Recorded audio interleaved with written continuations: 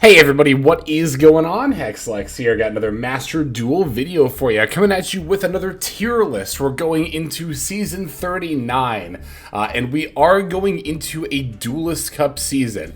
So we can expect that the upcoming selection pack probably won't be too impactful, same with the most recent ban list. Konami usually likes to give us some amount of prep time for those of us who are interested in participating in the Duelist Cup. So I think this tier list is going to hold relative to what the Duelist Cup format is going to end up looking like.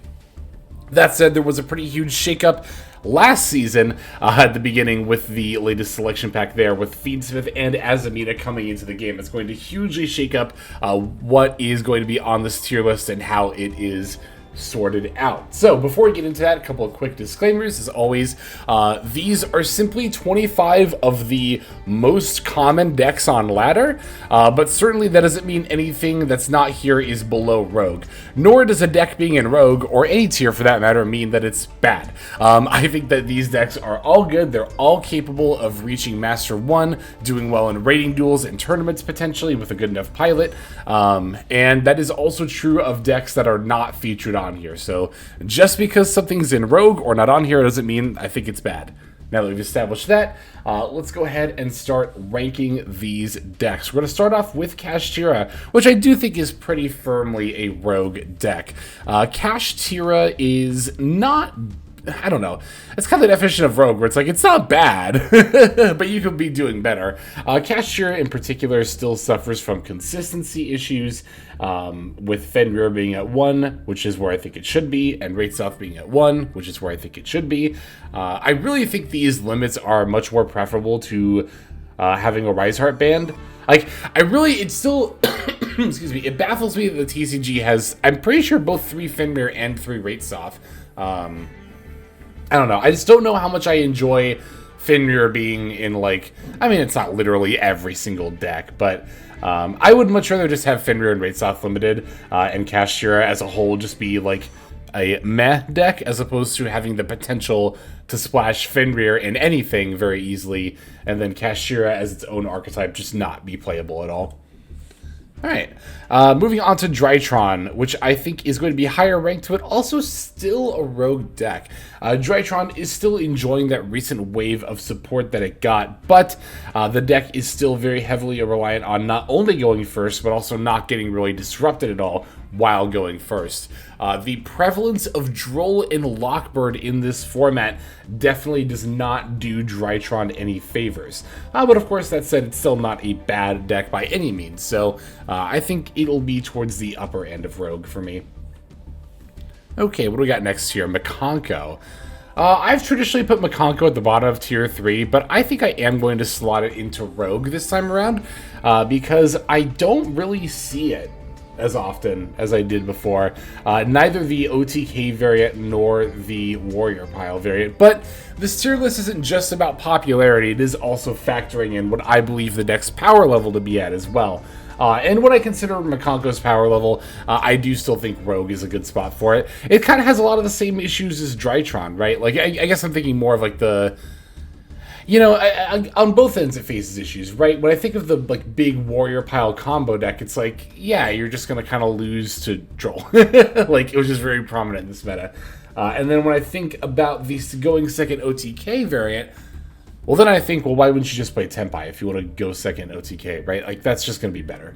So yeah, I think Upper Rogue is a good spot for Makonko. Oh, Yubel. Oh, this is what I've had a lot of thoughts about. Mainly, I've kind of been trying to figure out whether I think it's like the top of Tier 2 or it's actually a Tier 1 deck. I do think Fiendsmith Yubel is definitely a Tier 1 deck in this format. It is definitely outclassed by other decks. Like in previous tier lists, it's always been kind of like up for debate whether or not Yubel is the best deck in the given format.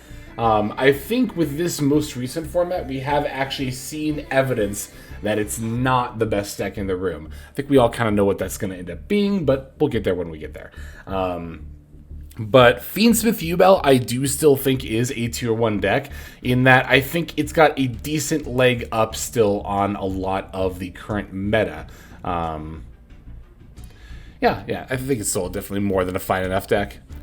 All right, so Sprite. Sprite is like the only deck on this tier list where we actually have to consider the new ban list, right? Because Swap Frog going from 1 to 3 was actually huge for Sprite. I actually did a YouTube members exclusive theory crafting video where I just yapped for like 20 minutes about like the implications of Swap Frog being at 3 for Sprite. So if you're interested in that, feel free to click the join next to the subscribe button. YouTube membership will also get you access to early videos. But anyway, enough plugging there. Swap Frog to 3 is huge for Sprite, but I do still think it's a tier 3 deck, which I think is about where it's at right now. I'm considering a lot of different variants of Sprite here as well. There is, of course, the quote-unquote pure Sprite that I've kind of been working on with like Swap Frogs, and of course you would expect to see Beckoning Beast and you know, Gates and Nightmare Throne and all that kind of stuff. There's also Tri-Brigade Sprite.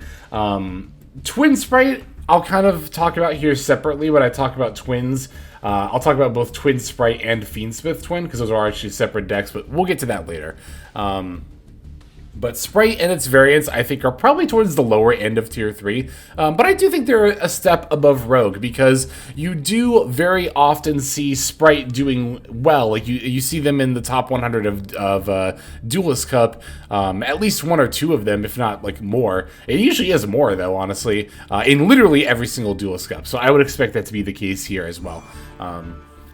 Yeah, just trust me, I'm not being biased. If I was being unbiased, it would be probably a tier 2 deck. Or if I was being biased, rather, it'd be a tier 2 deck. But I am trying to be unbiased, so it's a tier 3 deck. Anyway, Runic. When I think of Runic, I actually mostly think of like the Bestial Synchro variant, because that's typically what I see the most. Stun we'll talk about separately. You can kind of factor that in. Yeah, it's right here with Runic, but I ran into Runic Stun once this season, and that was the first time in like multiple months. That said, I do think that Runic and its variants are pretty decidedly Rogue. I might even put them below Kashtira, honestly.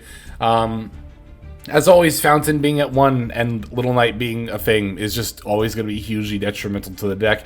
Doesn't make it unplayable by any means, but second Fountain would go a long way. It's like I've said many times before, just limit Tip and semi-limit Fountain. I think that would be perfect. Sky Striker has been enjoying a lot of popularity following the most recent update.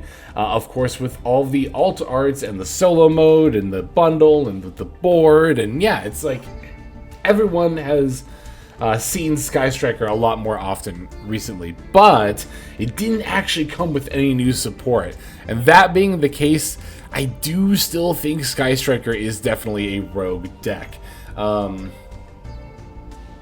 might put it a little higher than Drytron. I might even put it a little higher. I think about here is fine. I think it's about on par with like Makonko and Drytron and Upper Rogue here. Yeah, I mean, again, the new alt arts are really nice looking, but they don't really solve any of the issues that Sky Striker has. Now, there is Sky Striker Tenpai, but I consider that to be more of a Tenpai deck with a Sky Striker engine than like a Sky Striker deck. When I think of Sky Striker, I think of like the traditional control strategy, right? And I think that is still Upper Rogue. Tearlament. Tearlament is one of many decks that got buffed from the release of Fiendsmith, and I'm comfortable putting it in Tier 2. And you know what?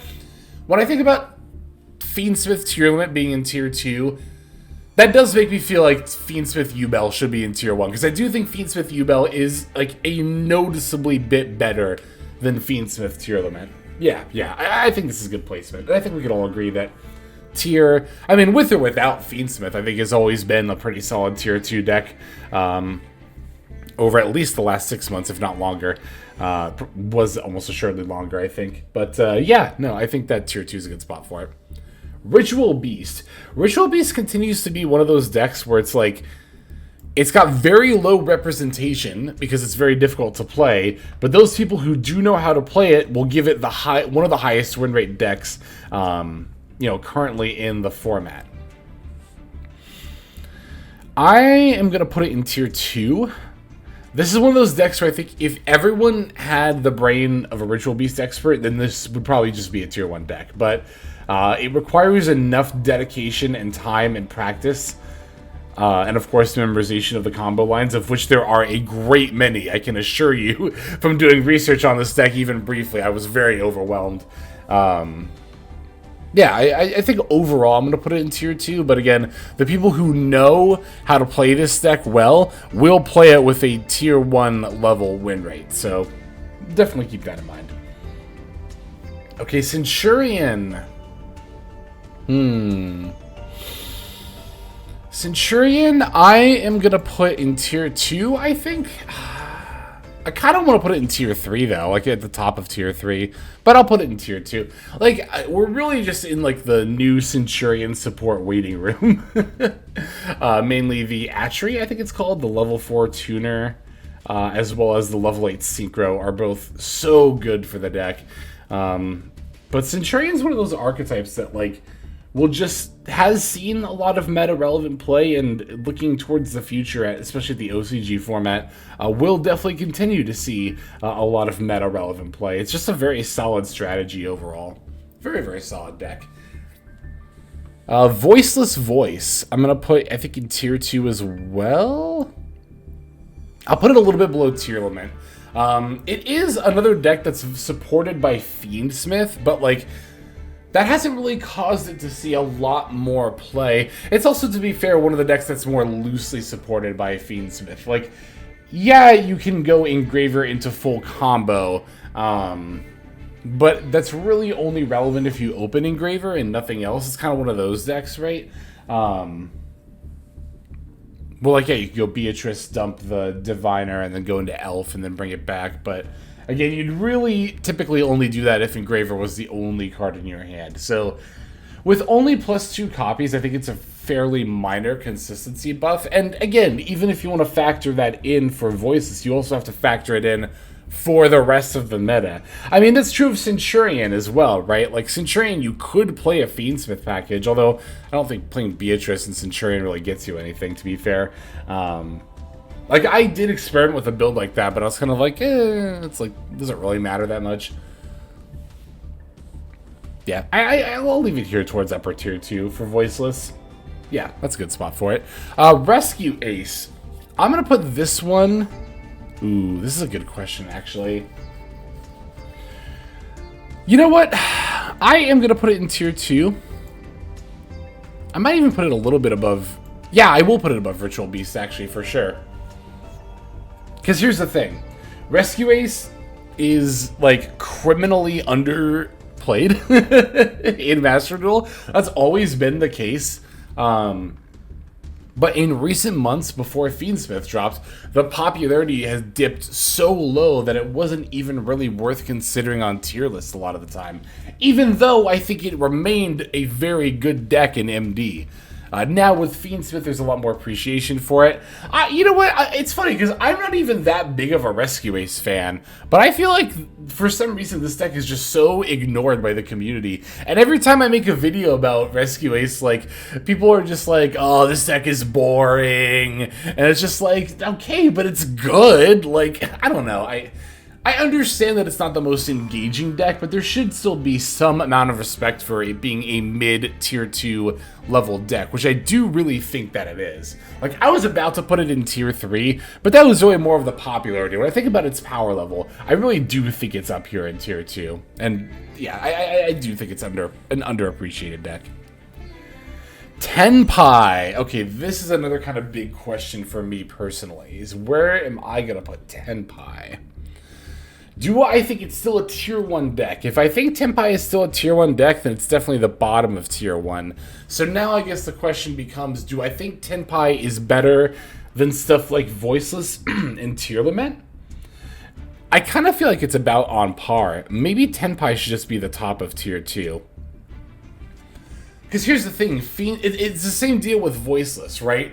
Fiendsmith does support Tenpai, but only if you open Engraver and nothing else. Then you can go Beatrice, Dump Pydra, Prom Princess, bring it back, that line. But how often is that, like, super relevant? I don't know, I did play a little bit of Fiendsmith Tenpai, and it didn't come up, like, a ton, but...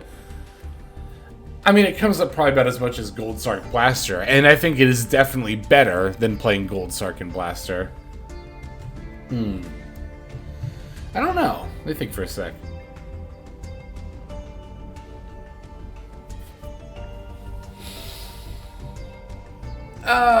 Yeah, I think I'm going to leave it at the top of tier 2 for now. I might change my mind to put it at the bottom of tier 1. I think that's really debatable.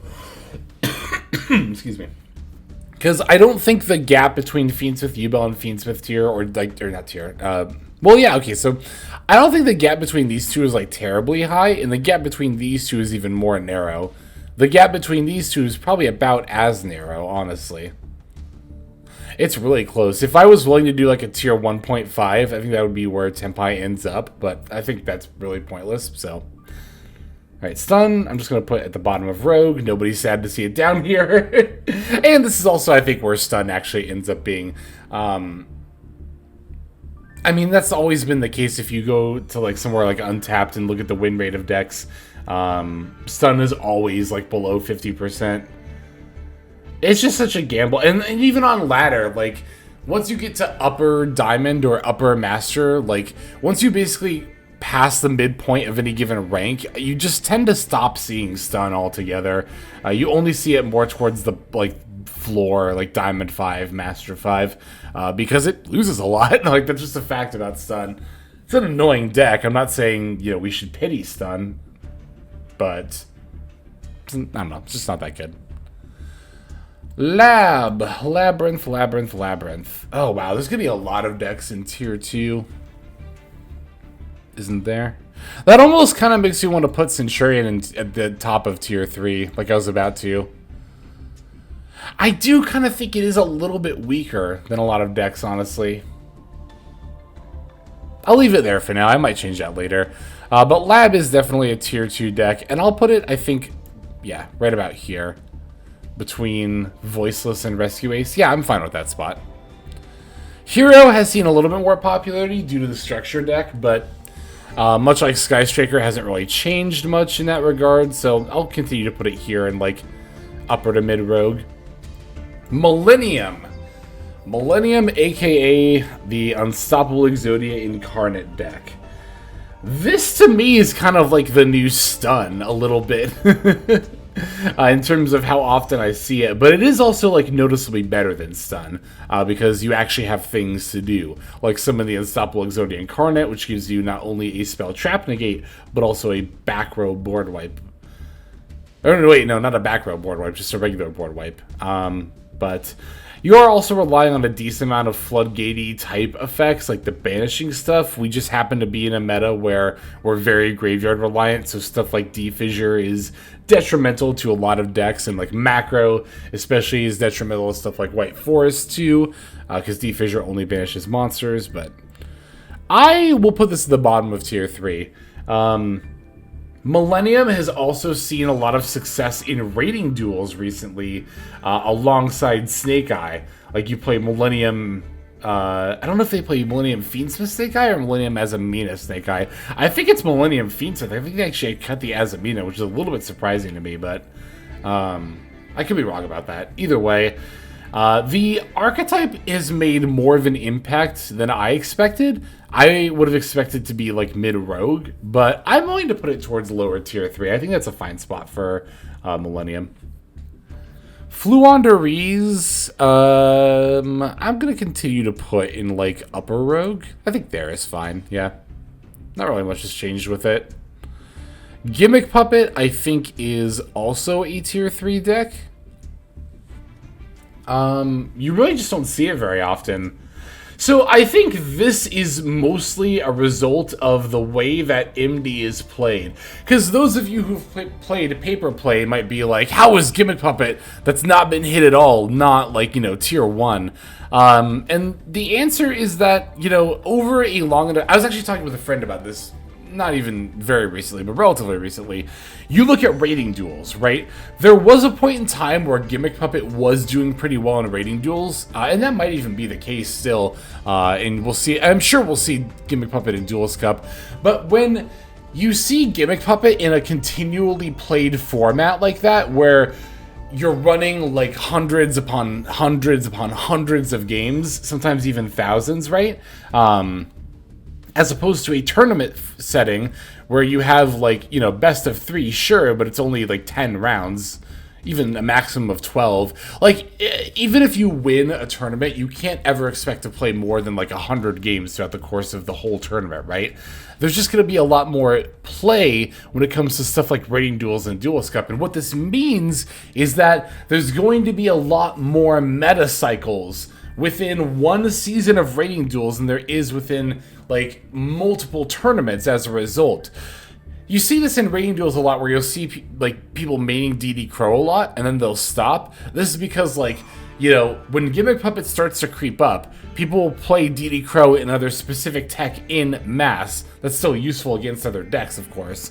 Enough to counter the Gimmick Puppet and then keep their numbers down. And then once their numbers are down, then you can remove the DD Crows and other tech and just play your deck normally. And this rinse and repeat cycle with Gimmick Puppet happens in rating duels and Duelist Cups, like, you know, at a much more frequent rate than it would in tournament play. All this to say that the meta, as a result of this extensive play, is actually enough to keep Gimmick Puppet in check, as opposed to a tournament where people wouldn't prepare for it, not be able to account for it, and then it would just run away with the wins, right?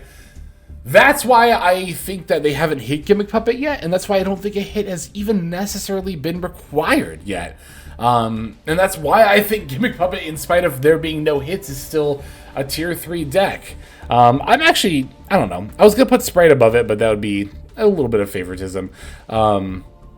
I will say that you're going to see more Gimmick Puppet in the Duelist Cup than you would in rating duels, because it is only one weekend. Even if a weekend of Duelist Cup has a lot more games than a weekend of tournament play, it's still only one weekend. That gives Gimmick Puppet the opportunity to sneak in there and get some unexpected results in. So, yeah, that's where I'm going to leave it at that. Chimera, I think, is also a tier 3 deck. I almost think it's a little better than Centurion. It's like borderline tier 2, though. It does get supported by Fiendsmith, as do a lot of decks on this tier list. There's even an argument to maybe swap the positions of Chimera and Ritual Beast here, but I think I'm going to leave it at that. I think that's fine. Mathmech. As much as I do love you, I think you are a tier 3 deck. I think you're probably about on par with, like, Centurion in terms of power level. Yeah, I think I'll just leave it like that. Okay, so Twins. Twins, I want to talk about both Sprite Twin and Fiendsmith Twin, because Fiendsmith Twin without Sprites is actually a thing. You know, the Fiendsmith stuff are all, of course, fiends, so you don't really care about fiend locks with, you know, live twin stuff, right? But I think both variants, both Twin Sprite and Fiendsmith Sprite, are about on par with each other. And that is going to be like upper rogue power level, somewhere in this neighborhood. And I do think Twin Sprite is actually noticeably weaker than a lot of Sprite decks. It's a lot more consistent. Like, Twin Sprite is probably the most consistent. I don't know, with Swap Frog at 3, that might not even be true anymore, to be totally honest. Well, no, Twin has so many searchers. I think it is always going to be true that Twin Sprite is the most consistent variant, but in terms of what the end board looks like, Twin Sprite is honestly always going to have the weakest one as well.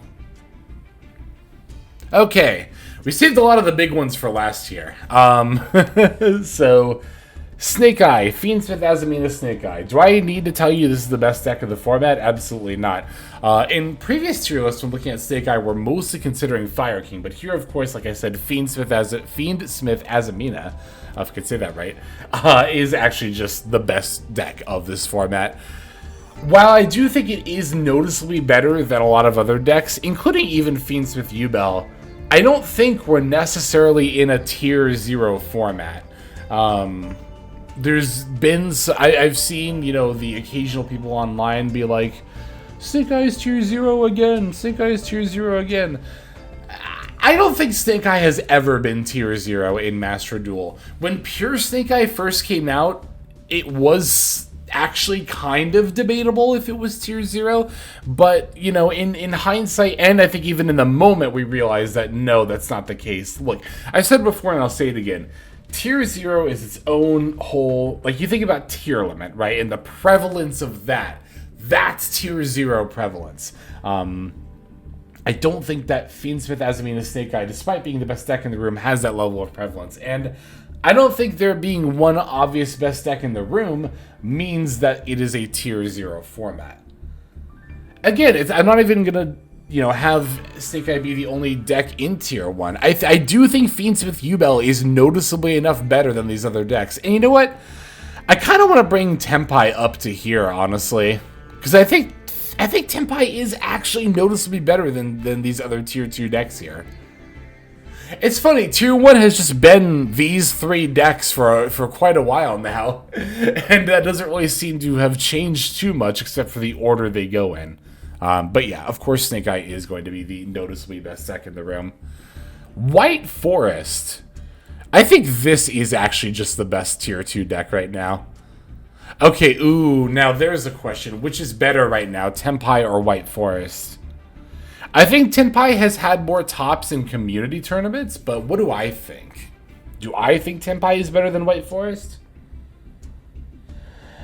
I think it's really, really close. Oh, it's so close. Okay, let's get Branded out of the way real quick, because that's still going to be like a very, very solid tier 2 deck. I'll put it right there. I almost wonder if we just do this.